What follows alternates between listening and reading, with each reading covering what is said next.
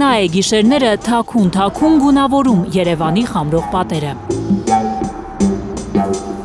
Զախար 30 տարեկան իր գրաֆիտիների համար Հայաստանում արդեն հասցրել է հայտնվել ոստիկանական բաժանմունքում։ Я просто спрашивал у некоторых таксистов.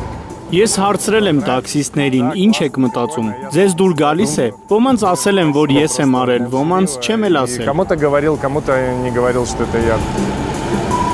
Հաստատ հաղթանակի զբոսայգի տանող այս ճանապարհով բարձրանալիս մտքներովդ էլ չի անցել, որ ռուս մի տղա է նկարել Արցախի դրոշը։ Կողքին գրել Արցախը մերն է։ Զախարը հավատում է, Հայաստանը ուժ է։ Հայերեն դեռ չի կարողանում խոսել, բայց տառերը գրել կարդալ գիտի։ Оно чуть-чуть не влезло. Գիտի, որ հայերենում օժանդակ բայեն առանձին է գրվում, պարզապես այս պատին չի տեղավորվել։ Это очень сложно, но это все сделалось за одну ночь. Դժվար է, բայց սա արել եմ մի գիշերում, որովհետև չի կարելի նման նկարը անավարտ թողնել։ Хотелось, чтобы сразу люди увидели. Ուզում էի, որ մարդիկ միանգամից պատրաստի արդյունքը տեսնեն։ Ուզում էի ավարտել ուժերս չէին հերիքում։ 2023-ի սեպտեմբերին, երբ դատարկվում էր Արցախը, Հայաստանում շորեր ուտելիք էին հավաքում արցախցիների համար, արդեն մեկ տարի մեր երկրում ապրած Զախարն էլ էր ուզում օգնել, ինչով կարող է։ Понимал, что я не могу говорить по-армянски. Ես հասկանում էի, որ հայերեն չեմ կարող խոսել, բայց գոնե կարող եմ գրել, ինչ որ ձևով նկարել։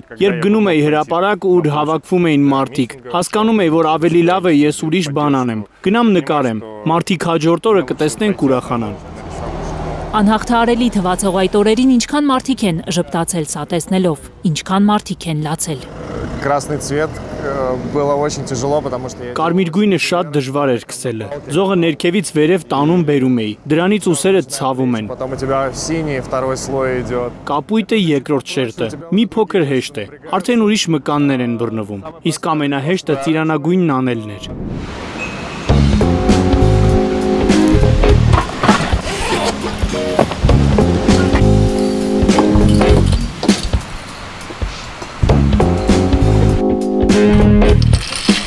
Գույներ շատ է սիրում Զախարը։ Փոքրիկ ուրախություններ, որ երազանք էին մանկության տարիներին։ Ինքը Ռուսաստանի Մուրմանսկ քաղաքից է, որտեղ տարվա կեսը ձյուն է ու բևեռային գիշերներ։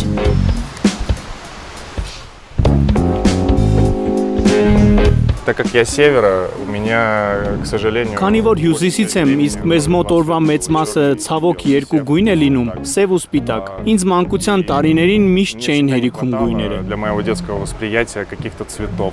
Այս ամենը կարծես դրա արտահայտումն է։ Ինչի կարիքն ունեցել եմ։ Շատ եմ սիրում գունավոր նկարներ։ Цветные рисунки, использовать много цветов.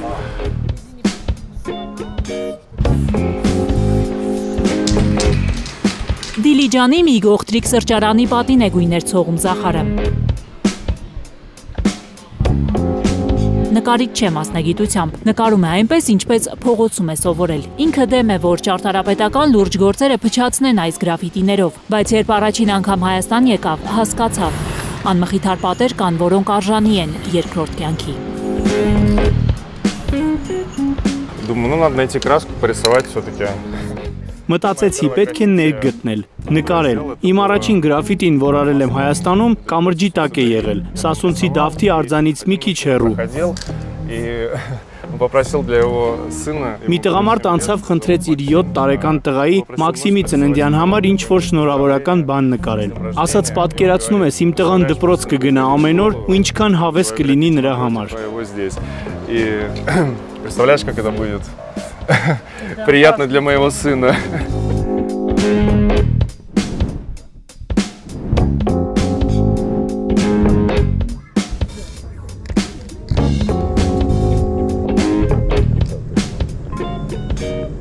Իրան մեղ թվացող նկարների համար արդեն 3 տարի Հայաստանում ապրող ռուս տղան մի քանի անգամ է ոստիկանական բաժանմունքում հայտնվել։ Գիտի, որ հասարակական տարածքների պատերին նկարելը օրինական չէ մեր երկրում, բայց մտածում է իրեն խիստ չեն դատի։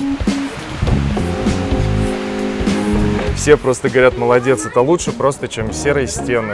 Բոլորն ասում են ապրես, սա ավելի լավ է, քան մոխրագույն պատերը։ Магазины.